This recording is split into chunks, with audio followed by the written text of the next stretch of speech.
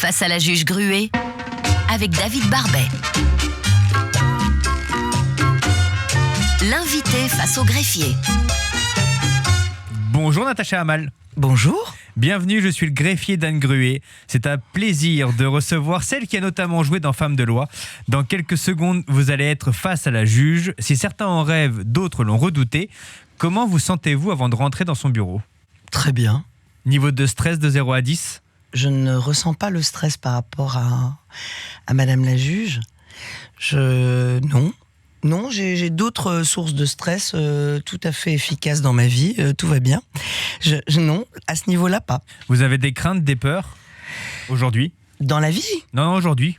Non. Non, rien ? Bah non. Vous pouvez tout dire ? Mais j'ai déjà tout dit. Voulez-vous bien me fournir tout ce que vous avez sur vous comme effet personnel, s'il vous plaît ? On en aura besoin pour plus tard. Vous m'avez un petit peu chopé comme ça au vol. J'avais pas rangé mon sac, donc j'ai retiré quelques objets. Je prends tous ces objets pour les analyser dans quelques minutes. Ah zut. Maintenant, suivez-moi, il est l'heure de rentrer dans le bureau de la juge Gruet. Et n'oubliez pas, ce qui n'est pas toute la vérité n'est pas la vérité du tout. Le formulaire. Oui. Patronne, votre invité d'honneur est arrivé. Bonjour madame, je vous propose avant de commencer de remplir le formulaire habituel, c'est-à-dire votre nom. Natacha Hamel. C'est votre prénom. Ah d'accord. Alors Hamel, A-M-A-L. A comme Albert, M comme Maurice. Oui, non, il ne faut pas les plier, merci, je sais comment ça s'écrit. Je sais non, également si je le fais, comment... c'est à dessein. C'est parce que si vous réfléchissez un peu, vous comprendriez pourquoi. Je n'ai pas réfléchi, continuez. Non. J'ai un nom qui est... Mais d'ailleurs, je l'ai utilisé pour le nom de mon spectacle. Ce soir, on se fait la malle. Donc, oui. C'est un nom qui est sujet à beaucoup de jeux de mots. Alors, c'est Natacha avec un C ou Natacha avec un S ? Avec un C. Avec un C. Avec un C, parce que ma maman était très fan... était très fan. Il n'y a pas de fanitude à l'époque. Elle adorait Natacha dans... Je crois que c'est Rostov. Dans Guerre et Paix, de Tolstoï. Tout à fait. Voilà. Je confirme pour autant que je le sache. Vous êtes née où ? Je suis née à Bruxelles. Moi, je suis une Bruxellaire. Quelle clinique ? Je suis marolienne, puisque je suis née à Saint-Pierre. Saint-Pierre. Votre surnom, en avez-vous un ? Non, vous voulez dire professionnellement ? Non, votre petit nom, votre surnom, votre... Vous voulez dire les petits noms qu'on m'a donnés dans ma famille ? Oui, par exemple. Ma maman, c'était Nana. Mon père, c'était Chacha. Et puis, j'ai eu plein d'amis qui me disaient Chatana, Natacha... Tachana, Chachanou, Natachou... Oui. Et quel est le nom que vous préférez parmi tout cela ? Alors bêtement, mais alors du coup je fais concurrence à toutes les Nathalie que je connais, Nat. Est-ce que vous êtes généreuse ? Oui. C'est votre principale qualité ? Oui. C'est-à-dire, ça se marque comment ? Là, ça se marque dans l'histoire de ma vie, dans mon chemin de vie et mon chemin initiatique, on va dire, parce que je parlerai plus d'un chemin initiatique. C'est plutôt de l'ordre d'apprendre à donner exclusivement à ceux que j'aime, ceux qui comptent pour moi, ceux qui ont été là pour moi. Ce que je n'ai pas toujours fait tout le restant de ma vie. Votre profession ? Alors, parce que je suis un petit peu touche-à-tout aussi. Alors, essentiellement comédienne, puisque ma formation, c'est comédienne... classique. Alors dites-moi, vous êtes né le 4 septembre 1968, un peu après les événements de mai 68, à partir du moment où effectivement l'ULB rentre également en révolution. Ah bon ? Vous êtes donc... Si, il y a eu des mouvements à l'ULB. Je ne savais pas. Non, il y a eu des mouvements de grogne à l'ULB également. Votre signe astrologique, vous le connaissez ? 4 septembre, je suis vierge, ascendant Scorpion. Et qu'est-ce que ça vous donne, l'ascendant Scorpion ? Il paraît que l'ascendant, on devient son ascendant en vieillissant. Oui. C'est pas plus mal, parce qu'en vieillissant, généralement, on perd un petit peu d'énergie au fur et à mesure. Non, pas et pour le Scorpion, il est... Ah oui. Donc vous connaissez. Voilà. Oui, votre Voilà. principal défaut. Oh, ben, j'étais un petit peu dirigiste quand j'étais jeune. J'étais dirigiste, un peu péremptoire, etc. Et puis je me suis, j'ai commencé à, j'ai fait un pas en arrière, puis 2 pas en arrière. Puis après j'ai essayé de tourner cette fois ma langue dans ma bouche avant de parler de façon impulsive, d'avoir les meilleures idées que tout le monde, et puis de se rendre compte que ben non, peut-être pas, qu'il faut peut-être bien écouter les autres et savoir vraiment ce dont ils ont besoin et pas ce dont nous, on croit qu'ils ont besoin. Ce sont des choses qu'on apprend en mûrissant. Est-ce que vous avez déjà commis une infraction? Et si oui, laquelle? Oui, je me suis ramassé 2-3 PV aux États-Unis.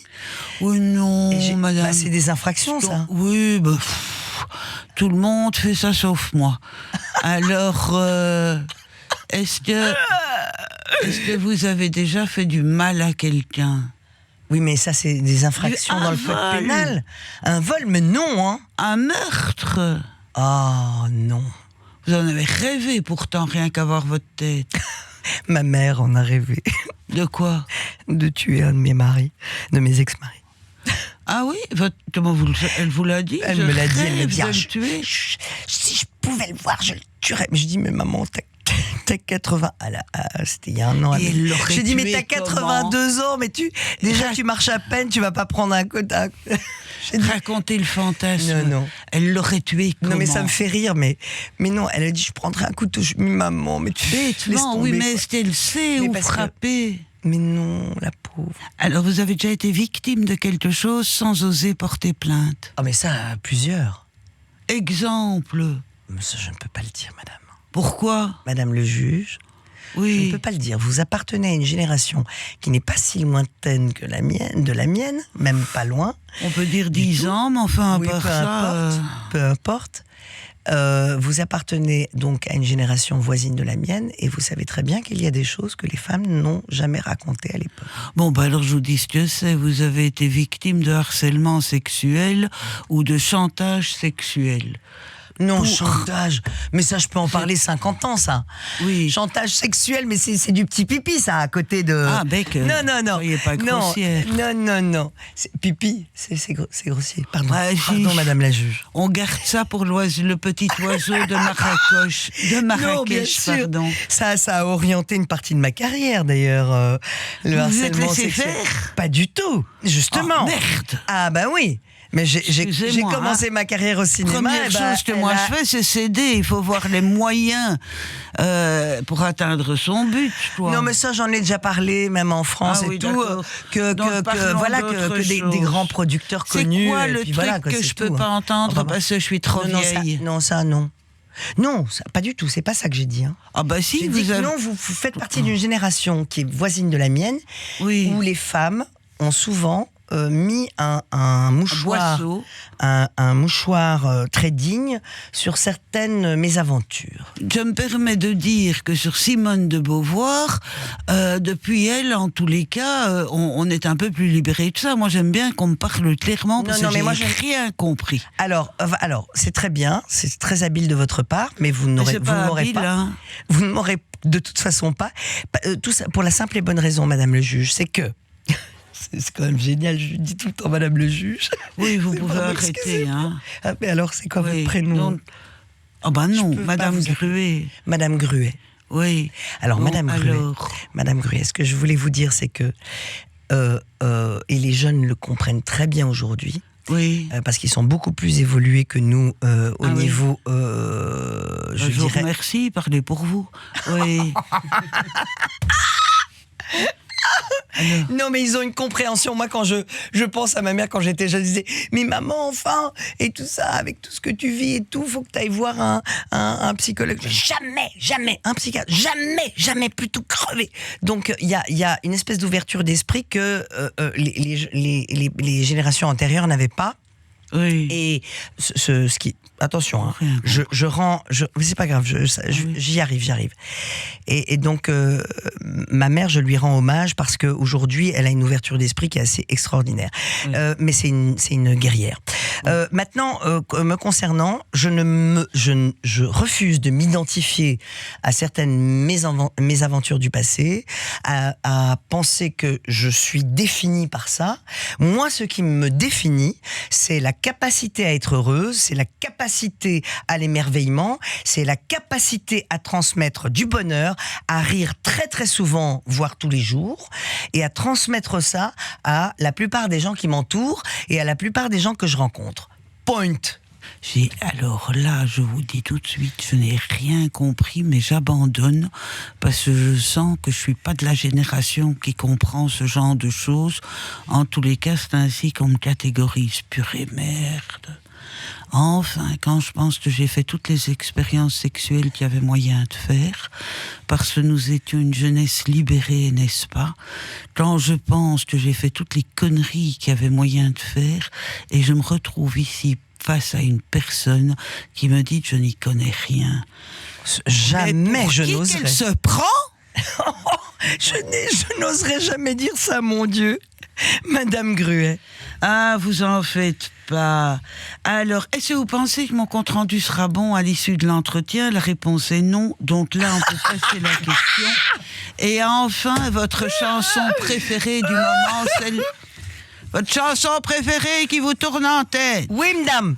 Ouais, par exemple, 69 années érotiques. Ouais, j'adore. C'est le moment d'en savoir plus sur vous, Natacha Hamel. C'est les questions de la patronne Anne Gruet. L'interrogatoire. Vous avez dit avoir pris la décision de vous éloigner de vos parents. Que je sache, là, comme ça, paf, il faut un spermatozoïde et un ovule. Vous voyez, je sais quand même. Pour faire un bébé, donc il y a 2 parents. Pour faire carrière, en quoi c'était essentiel de faire cela? C'est parce que vous êtes parti aux États-Unis? C'est non, ça, votre éloignement? Non, alors ça, c'était un épisode à New York. En tout cas, c'était un épisode dans les années 90 parce que j'étais très amoureuse de quelqu'un et il me fallait un éloignement énorme. Oui, très amoureuse, mais ça partait en sucette. Et donc, je suis partie à New York pendant 2 ans. La sucette, c'est pas vu de la même manière. Oui. Elle va jamais me laisser répondre. Et donc, j'ai décroché un premier rôle au Théâtre National de Chaillot. Donc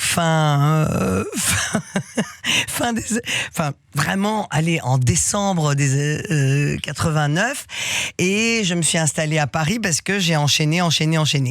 Maintenant, très sincèrement, mon papa, oui, c'était une relation très conflictuelle. Bon, c'est pas hyper compliqué à comprendre parce que il y avait quand même un espèce de fossé culturel énorme, même s'il était complètement éduqué dans le système français. Il y avait une recherche aussi d'identité sans doute, et la seule chose dans laquelle il excellait, c'était son métier. Donc ça n'a pas été non plus un super bon mari pour ma maman. Et il n'en reste pas moins que je me suis occupée de lui quand il était atteint d'un cancer généralisé, que j'ai été le chercher, que je l'ai ramené ici en Belgique, je l'ai mis à l'hôpital Bordet, etc., toute seule avec mes blanches mains. Et quant à maman, il est mort en 98. Et ma maman, ma foi, oui, ça c'était un petit peu plus long parce que ma maman. C'est un temple, c'est une montagne, c'est quelqu'un d'extraordinaire, de cultivé, avec une histoire fabuleuse, parce que ses parents, ses grands-parents, enfin, elle n'a pas une vie si simple et si facile. Et vous avez cette vie-là? Moi? Oui, simple et facile. Non, pas du tout. Alors, moi, c'est les montagnes russes. Tout le monde? Non, c'est pas le lot tout le monde. Non, c'est pas vrai. Alors, en quoi le sien est différent? Mais mais enfin, madame, oui.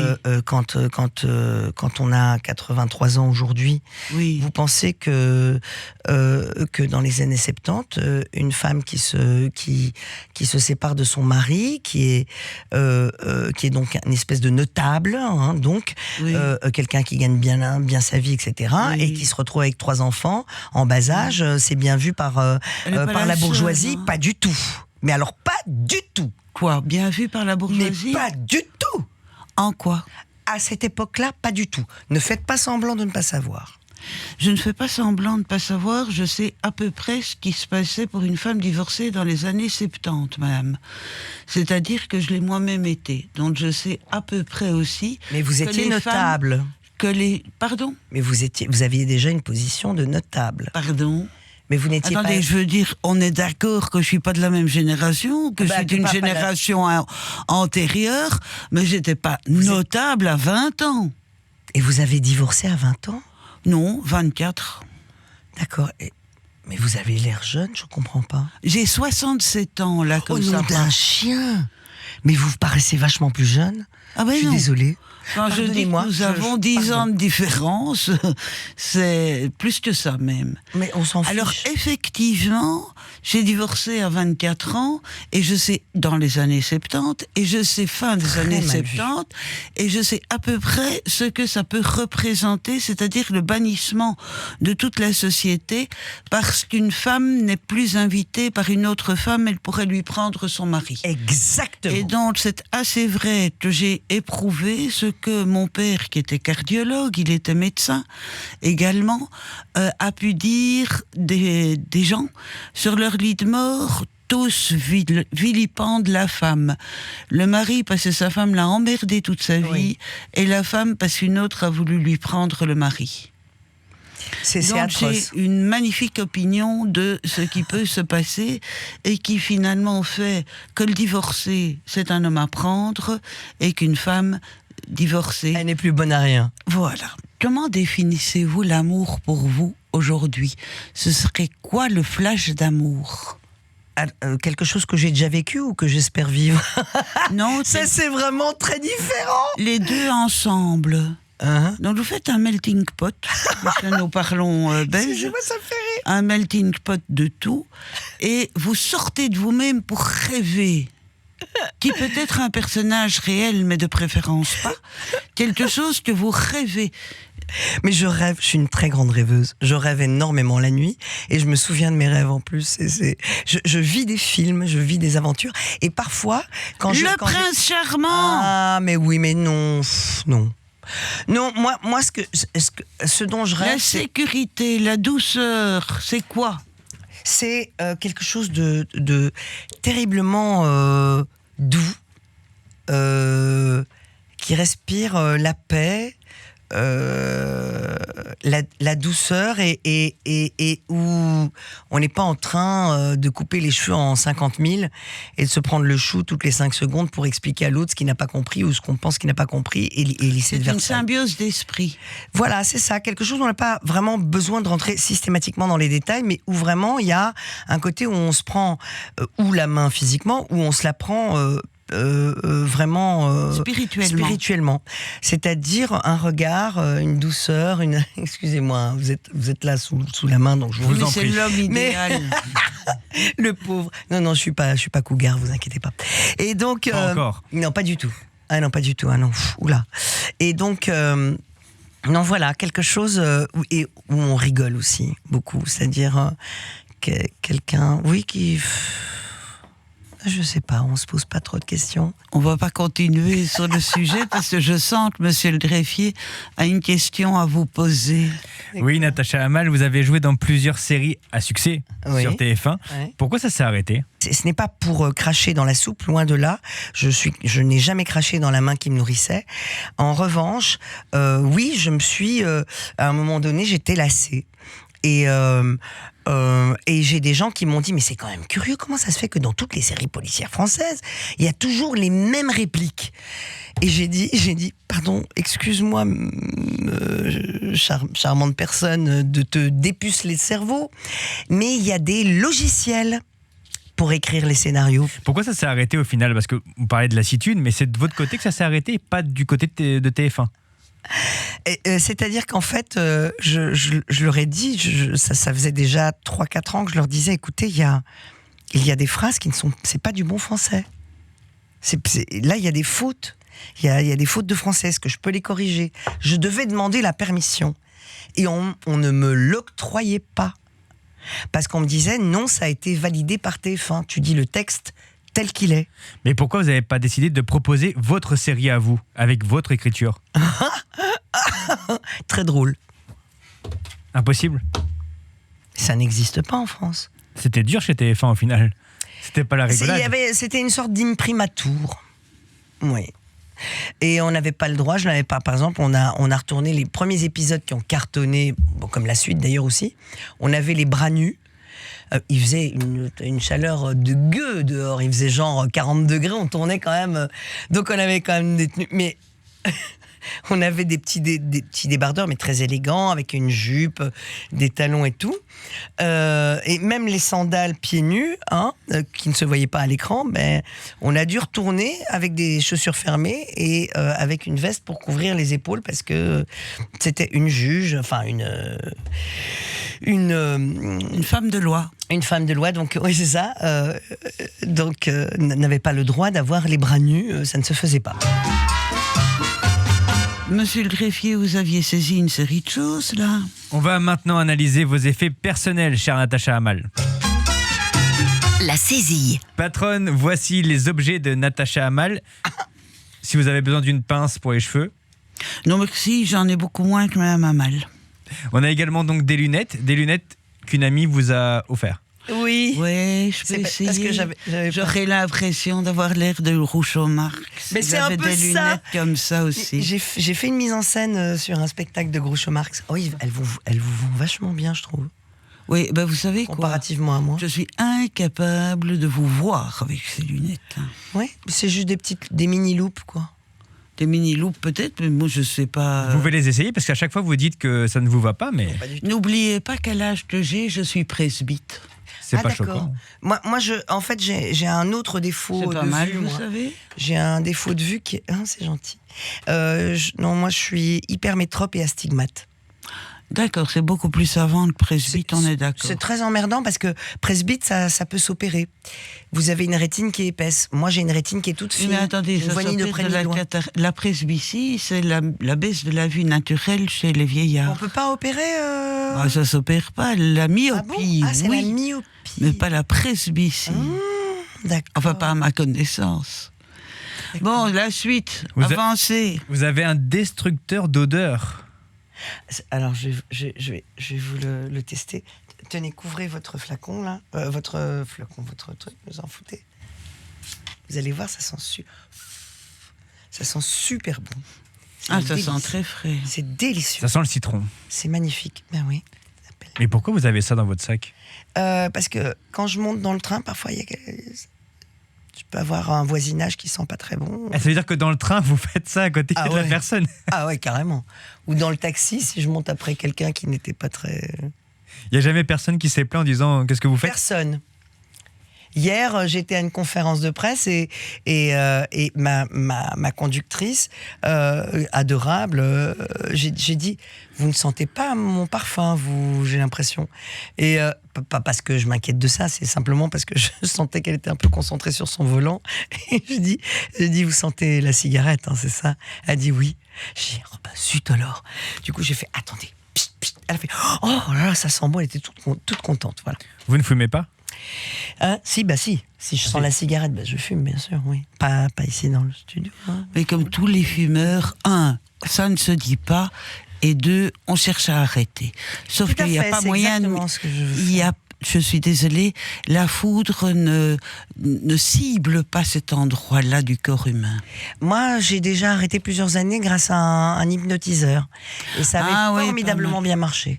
Et je compte retourner chez ce monsieur. Malheureusement, il est pas ici. Il est à Paris. Mais à Bruxelles, il y en a un aussi, je vous donnerai les coordonnées. Ah ouais. Mais ça dépend parce qu'ils travaillent sur ils ont des méthodes différentes les uns des autres. Il faut voir. J'ai jamais essayé. Je dois bien dire. Il y a également une crème pour les mains. Oui. Un baume lèvres repulpant. Vous faites attention à votre image ? Non, le baume lèvres, c'est parce que, comme vous l'entendez, je suis quelqu'un qui parle beaucoup. Donc, j'ai besoin de m'hydrater. On a les lèvres sèches. Enfin, on vous explique pas, monsieur le greffier, c'est les trucs de femmes. Vous n'y connaissez rien. Parce que vous-même, vous êtes tout seul avec votre vieille mère et qu'on se pose la question. Ma mère vous adore. C'est drôle. Quoi ? Ma mère vous adore. Ouais, ouais, enfin, je suis émue. Vous lui direz que je suis émue.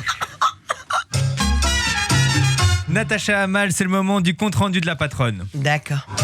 Le jugement. Merci Natacha Hamel d'avoir répondu à nos questions. Il est maintenant l'heure du compte-rendu de l'entretien. Puis-je vous demander un instant de silence? La patronne réfléchit. Face à la juge Gruet. Patronne, c'est à vous. Mamal, vous avez la structure interne de Mercure. Mercure qui ressemble, quand on la découpe, à un abricot. C'est-à-dire la croûte, le manteau et le noyau. La chair ou la pulpe plutôt que le manteau, si vous préférez. Vous avez effectivement la croûte. C'est-à-dire que... Non, elle y est, néanmoins. Vous ne voulez surtout pas qu'on vous prenne pour une femme-objet ou une séductrice. Vous voulez être quelqu'un de plus profond que ça, de plus sérieux que ça, et être aimé pour ce que vous avez dans la tête et l'estomac. C'est-à-dire, vous y travaillez à cet aspect-là de votre personne. Vous avez une culture terriblement importante qu'à mon avis vous étoffez à chaque possibilité et en cela vous êtes curieuse. Quand vous avez un mot en tête, je fiche mon billet, vous allez voir dans le dictionnaire ce qu'il peut bien signifier s'il continue à vous y trotter. Vous êtes en ce sens une vraie professionnelle. Vous avez un certain humour de vous, qui vous protège, toujours la croûte également, de l'ironie ou de les moqueries qui pourraient, ou des souffrances, des souffrances qui pourraient vous atteindre. Mais nous faisons un chemin initiatique et nous arrivons au manteau, c'est-à-dire vous êtes prodigue et vous venez de découvrir que votre générosité peut ressembler à de la prodigalité. En ce sens, avec votre prodigalité, vous avez payé la dette de votre réussite. C'est un peu ça. Et c'est un peu pour ça, à mon avis, que vous avez ouvert les bras et votre porte-monnaie, parce que vous vous sentez redevable de cette réussite qui vous est échue et que les autres peuvent ne pas avoir, sauf que maintenant, nous approchons quand même d'un peu plus près le centre de votre être, c'est-à-dire que vous vous êtes rendu compte que cette générosité ou cette prodigalité n'était peut-être pas utilisée à bon escient et que vous pouviez un peu plus protéger votre vous-même pour éviter d'être trop exposé aux souffrances, parce que finalement, la souffrance ne fait qu'encombrer la moelle qui se trouve dans le noyau. Alors, vous êtes un peu péremptoire, mais surtout, vous savez, à force d'avoir étudié, que vous ne savez rien. Et c'est ce doute-là, cette question-là, qui vous pousse à chercher plus encore et à faire plaisir éventuellement, parce que vous avez été, je pense, vous cherchez à vous battre contre la trahison toujours possible et qui, elle, est une véritable souffrance. Mais par contre, vous aimez rire et vos rides en attestent. Oh, c'est tellement adorable, mais tellement adorable. Merci, merci, merci, merci, merci. Natacha Hamel, une réaction suite à votre jugement? Mais la dernière phrase est tellement belle.